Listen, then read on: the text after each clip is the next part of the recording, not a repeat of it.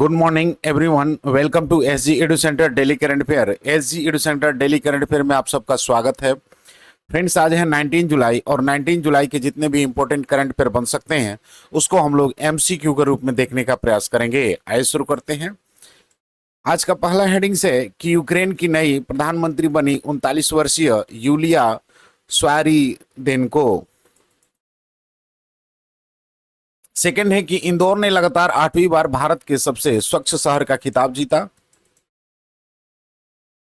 गोवा में देश की पहली रोरो फेरी सेवा का 14 जुलाई 2025 को शुभारंभ। आईएसएस पर 18 दिन बिताने वाले पहले भारतीय कैप्टन बने शुभांशु शुक्ला। ब्रिटेन ने मतदान की उम्र घटाकर 16 वर्ष की युवा वोटर बनेंगे चुनावी ताकत। गुजरात राज्य ने भारत की पहली जनजातीय जीनोम अनुक्रमण परियोजना की शुरुआत की। सेवेंथ है कि महाराष्ट्र बना भारत का पहला राज्य जिसने पशुधन और मुर्गी पालन को कृषि का दर्जा दिया। एट है कि प्रधानमंत्री धन धान्य कृषि योजना के लिए 2025-26 में 24,000 करोड़ वार्षिक बजट की स्वीकृति की। भारतीय हॉकी स्टार दीपिका ने जीता पॉलीग्रास मैजिक स्किल अवार्ड्स।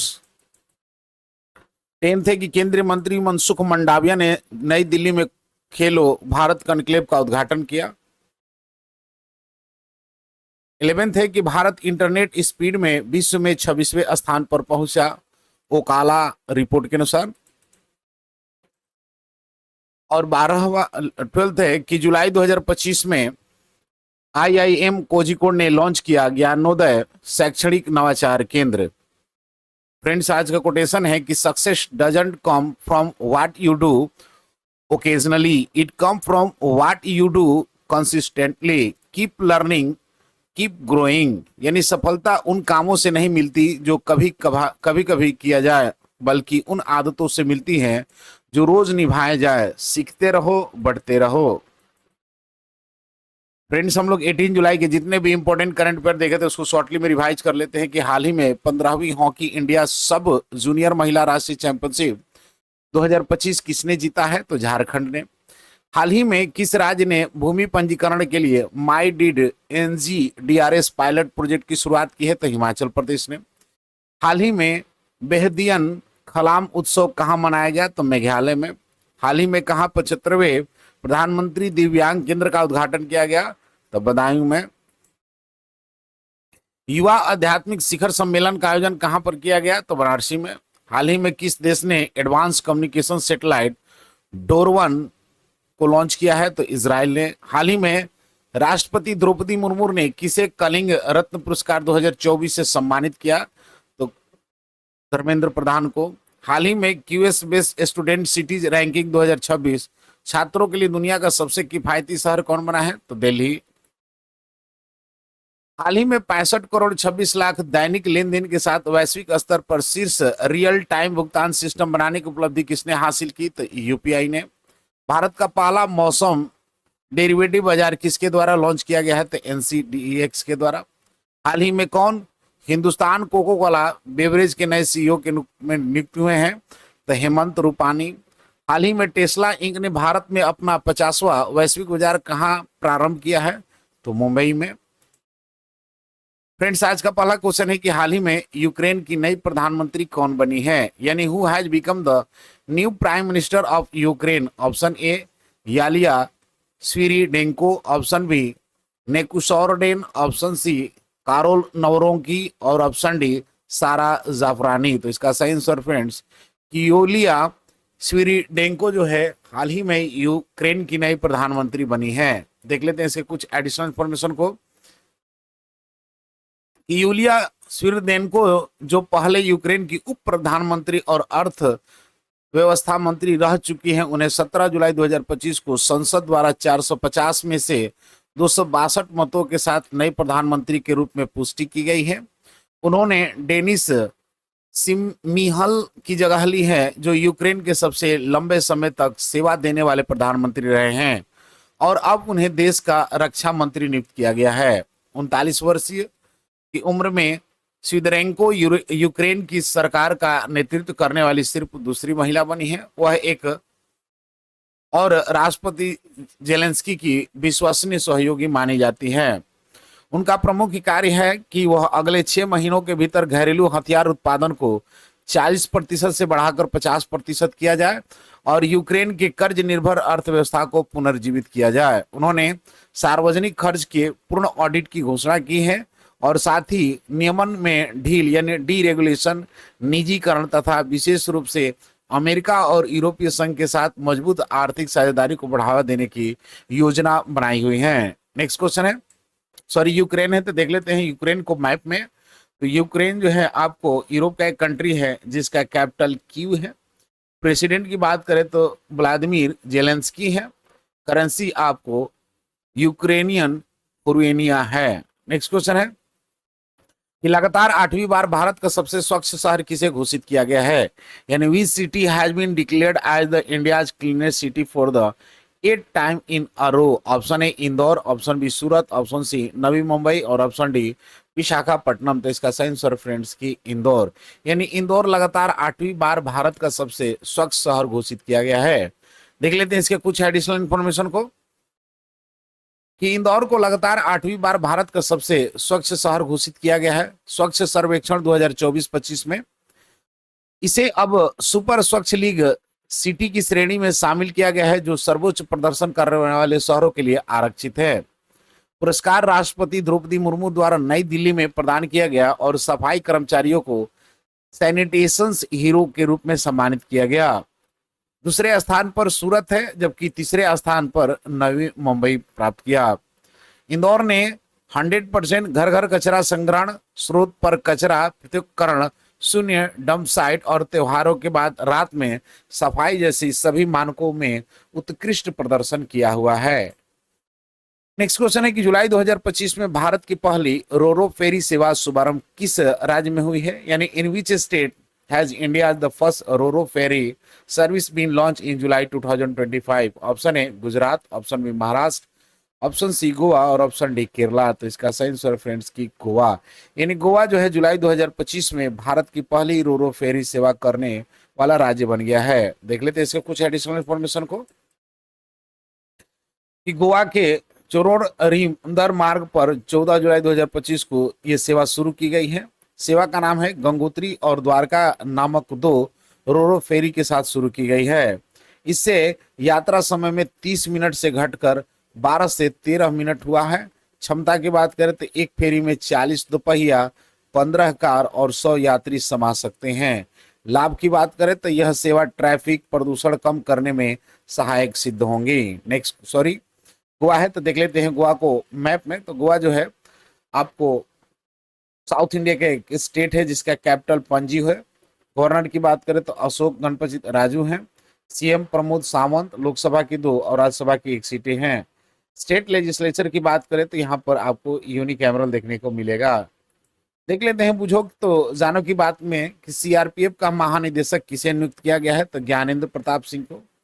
उत्तराखंड सरकार ने कार्बन न्यूट्रलिटी हासिल करने के लिए किस देश के साथ समझौता किया है, तो ये आपको आइसलैंड के साथ समझौता किया है। तीसरा राष्ट्रीय खान मंत्रियों का सम्मेलन कहाँ किया गया है, तो ये आपको सम्मेलन उड़ीसा में किया गया है। नेक्स्ट क्वेश्चन है कि आईएसएस पर जाने वाले पहले भारतीय कैप्टन शुभांशु शुक्ला ने आईएसएस पर कितने दिन बिताए, यानी how many days did captain Shubhanshu Shukla the first Indian to visit to ISS spend on the ISS? Option A 15 days, option B 18 days, option C 22 days और ऑप्शन डी 20 डेज। तो इसका सही आंसर फ्रेंड्स कि 18 डे यानी 18 दिन ICS में जाने वाले पहले भारतीय कैप्टन शुभांशु शुक्ला ने बिताए हुए हैं। देख लेते हैं इसके कुछ एडिशनल इंफॉर्मेशन को कि उन्होंने अंतर्राष्ट्रीय अंतरिक्ष स्टेशन यानी आईएसएस पर 18 दिन बिताया। यह ऐतिहासिक उपलब्धि है। वह आईसीएस पर जाने वाले पहले भारतीय कैप्टन भी बने हैं। वैज्ञानिक कार्य की बात करें तो उन्होंने 7 प्लस इसरो का प्रयोग किया और कुल मिलाकर 60 से अधिक प्रयोग यहाँ पर किए गए। सरकारी निवेश की बात करें तो इस मिशन पर भारत सरकार ने करीब 550 करोड़ रुपए खर्च किए हैं। प्रेरणा स्रोत की बात करें तो मिशन में भारत के युवा वैज्ञानिक और गगनयान परियोजना को प्रेरित किया गया है। नेक्स्ट क्वेश्चन है कि हाल ही में कहा मतदान की उम्र को घटाकर 16 साल किया गया है, यानी recently where has the voting has been reduced to 16 year. Option A France, option B Britain, option C Japan और option D none of this. तो इसका साइंस और फ्रेंड्स कि ब्रिटेन, यानी ब्रिटेन में मतदान की उम्र को घटाकर 16 वर्ष कर दिया गया है। देख लेते हैं इसके कुछ एडिशनल इन्फॉर्मेशन को कि सॉरी ये जर्मनी नहीं होगा, ये ब्रिटेन होगा। ब्रिटेन जो है नई उम्र सीमा 16 साल युवाओं के लिए किया है। कानूनी इसमें बदलाव किया गया है ताकि युवाओं की भागीदारी जो है आपको लोकतांत्रिक प्रक्रिया में ज्यादा से ज्यादा हो। नेक्स्ट क्वेश्चन है, सॉरी देख लेते हैं बुझो तो जाने की बात में कि किस राज्य का स्थापना दिवस मनाया गया है। तो आपका ये मणिपुर, मेघालय और त्रिपुरा को मनाया गया है। कौन सा देश ब्रिक्स का भागीदार देश बना है? तो ये आपको नाइजीरिया बना है। बीएसएफ का आंतरिक पुलिस महानिदेशक किसे नियुक्त किया गया? तो ये मोहन कुमार अग्रवाल को। नेक्स्ट क्वेश्चन है कि हाल ही में किस राज्य ने भारत की पहली जनजातीय जीनोम अनुक्रमण परियोजना शुरू की है? यानी the state has launch India first tribal genome sequence project. Option A Gujarat, option B Bihar, option C Jharkhand और ऑप्शन डी उड़ीसा। तो इसका सही आंसर है फ्रेंड्स की गुजरात, यानी गुजरात सरकार ने भारत की पहली जनजातीय जीनोम अनुक्रमण परियोजना की शुरुआत की है। देख लेते हैं इसके कुछ एडिशनल इन्फॉर्मेशन को।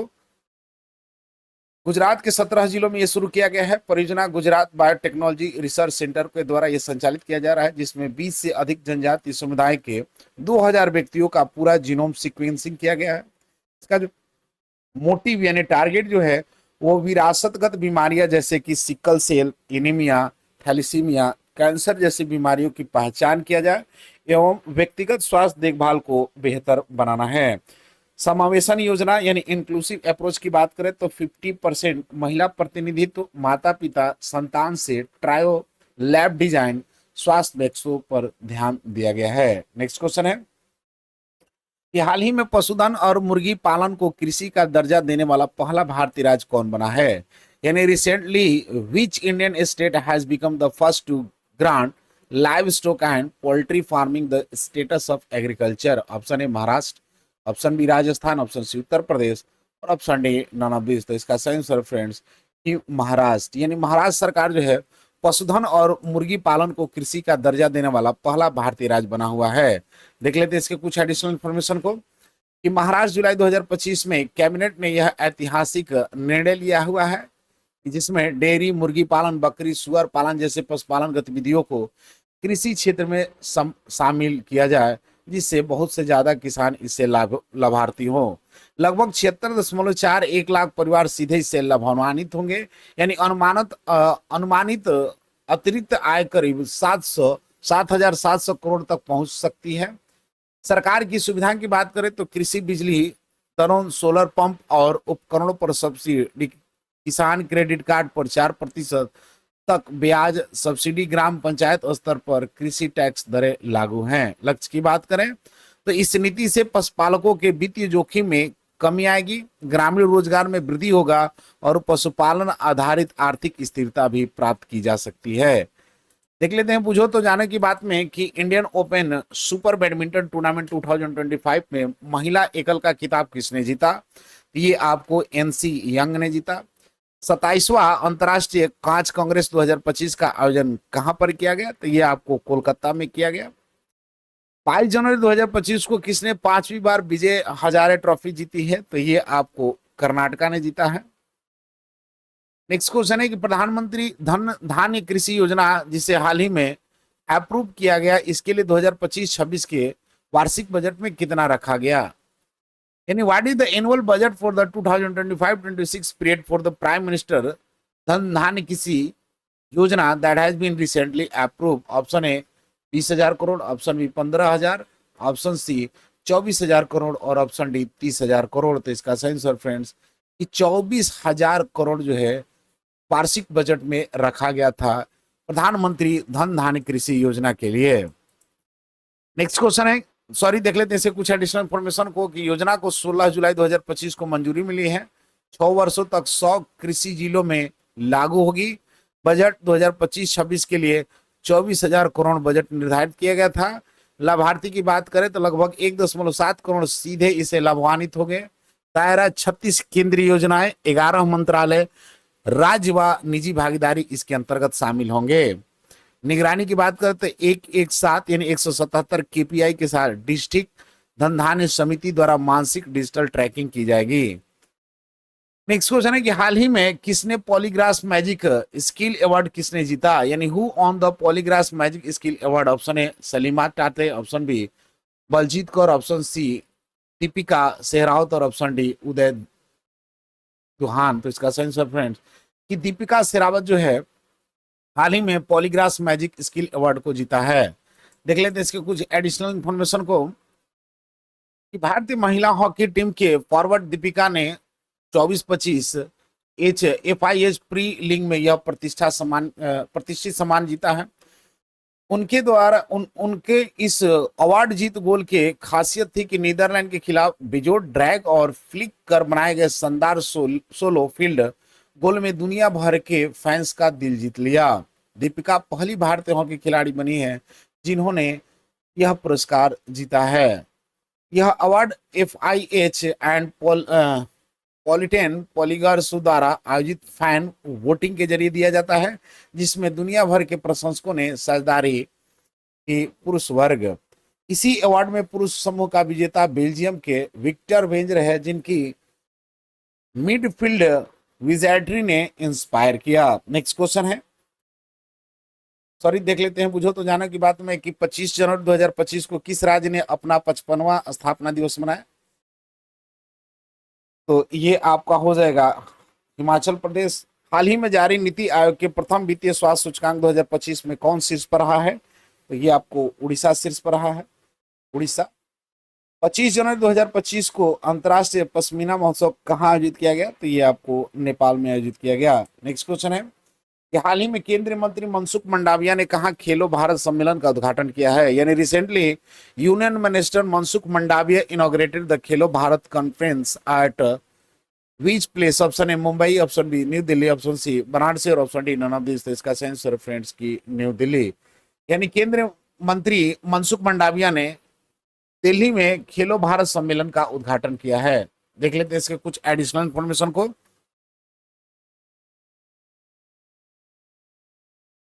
17 जुलाई 2025 को नई दिल्ली में हुआ इसका उद्घाटन केंद्रीय खेल एवं युवा मामलों के मंत्री डॉक्टर मनसुख मंडाविया द्वारा किया गया। मंडाविया ने सभी राष्ट्रीय खेलों महासंघों को राष्ट्र पहले अहंग को पीछे रखने का संदेश देते हुए खेलों में एकता, जवाबदेही और पारदर्शिता पर जोर दिया है। खेलो भारत पहल को मजबूत करना, बुनियादी ढांचों में सुधार करना, उत्कृष्टता के लिए समन्वित प्रयासों को बढ़ावा देना इसके मुख्य लक्ष्य है। प्रतिभा विकास यानी NSF कोचों, कॉर्पोरेट और सरकार के बीच सहयोग पर बल, प्रतिभा की पहचान और उन्हें ओलंपिक जैसी बड़ी प्रतियोगिता के लिए तैयार करना इसकी प्रमुखता है। सरकारी संकल्प की बात करें तो मांडविया ने मोदी सरकार को प्रतिबद्धता बताई, जिसमें खेल की देशभक्ति, स्वास्थ्य, जीवन शैली और वैश्विक स्तर पर देश की प्रतिष्ठा बढ़ाने का एक माध्यम माना जाना चाहिए। नेक्स्ट क्वेश्चन है कि हाल ही में जारी रिपोर्ट के अनुसार इंटरनेट स्पीड के मामले में भारत कौन सा स्थान पर रहा है, यानी according to the recently release report what is India's rank in terms of the internet speed. Option A 26, option B 93, option C 119 और option D none of this. तो इसका सही आंसर फ्रेंड की 26, यानी हाल ही में जारी रिपोर्ट के अनुसार इंटरनेट स्पीड के मामले में भारत 26वें स्थान पर है। देख लेते हैं कुछ एडिशनल इंफॉर्मेशन को कि भारत अब औसत मोबाइल इंटरनेट स्पीड के मामले में विश्व में 26वें स्थान पर है, जबकि 2022 में 119वें स्थान पर था, यानी 2 साल में 93वें स्थान की छलांग लगाई है। अप्रैल से जून 2025 में अवधि में भारत के औसत डाउनलोड स्पीड 136.53 Mbps थी। प्रतियोगी तुलना यानी इस दौरान अमेरिका की औसत गति 176.75 Mbps था, जबकि ये 13वें स्थान पर चीन जो है 207.98 Mbps के साथ वो 8वें स्थान पर रहा है। बढ़ोतरी का कारण है कि 5G तकनीक के विस्तार, कई नए टावरों का निर्माण और डेटा के बढ़ती खपत के कारण उछाल संभव हुआ है। उपभोक्ता डेटा यानी भारतीयों के प्रति महीना डेटा खपत दुनिया भर में सबसे अधिक है, औसतन 32 GB प्रति माह है। नेक्स्ट क्वेश्चन है और आज का अंतिम क्वेश्चन है कि जुलाई 2025 में किस भारतीय प्रबंधन संस्थान ने ज्ञानोदय शैक्षणिक नवाचार केंद्र का शुभारंभ किया है? यानी which Indian institute of management has launch the Gyanoday academic innovation centre in July 2025? Option A IIM Indore, option B IIM Ahmedabad, option C IIM Kozhikode और ऑप्शन डी आईआईएम लखनऊ। तो इसका सही आंसर फ्रेंड्स की आईआईएम कोझिकोड, यानी कोझिकोड के जुलाई 2025 में कोझिकोड भारतीय प्रबंधन संस्थान ने ज्ञानोदय शैक्षणिक नवाचार केंद्र का शुभारंभ किया हुआ है। देख लेते हैं इसमें कुछ एडिशनल इंफॉर्मेशन को कि भारतीय प्रबंधन संस्थान कोझिकोड यानी आईआईएम के ने जुलाई 2025 में Gyanodaya centre for pedological innovation and publishing की शुरुआत की है। यह केंद्र शैक्षणिक विधियों में नवाचार और पियाजित शैक्षणिक सामग्री में जैसे केस स्टडी, शोध नोट्स और पुस्तक विकसित करने के लिए समर्पित है। यह पहल आईआईएमके के विजन 2047 और राष्ट्रीय शिक्षा नीति नीप 2020 के अनुरूप जो समावेशी और वैश्विक स्तर पर प्रासंगिक शिक्षा शास्त्र को बढ़ावा देती है। प्रकाशन एवं सीमा की बात करें तो ज्ञानों में 30+ मूल केस स्टडी और 3 नए शिक्षण मॉडलों का विकास हुआ है। साथ ही पांडुलिपि नामक घरेलू पांडुलिपि समीक्षा मंच भी स्थापित किया गया। यह केंद्र शिक्षार्थियों, लेखकों और संस्थानों के बीच सहयोगात्मक पारिस्थितिकी यानी इकोसिस्टम पैदा करके प्रबंधन शिक्षा के ज्ञान निर्माण, साझा करना और सीखना को पुनर्भाषित करने का प्रयास है। फ्रेंड्स, लास्ट वीडियो क्वेश्चन था कि हाल ही में राष्ट्रपति द्रौपदी मुर्मू ने किसे कलिंग रत्न पुरस्कार 2024 से सम्मानित किया गया है? इसका सही answer friends option A Dharmendra Pradhan को। आज का क्वेश्चन है कि हाल ही में किसने पॉलीग्रॉस मैजिक स्किल अवार्ड किसने जीता है? Option A Salima Tete, option B Baljeet Kaur, option C Deepika Sehrawat और option D Udit Duhana. Friends, इसका आंसर कमेंट बॉक्स में जरूर दें। मिलते हैं अगले वीडियो में, तब तक के लिए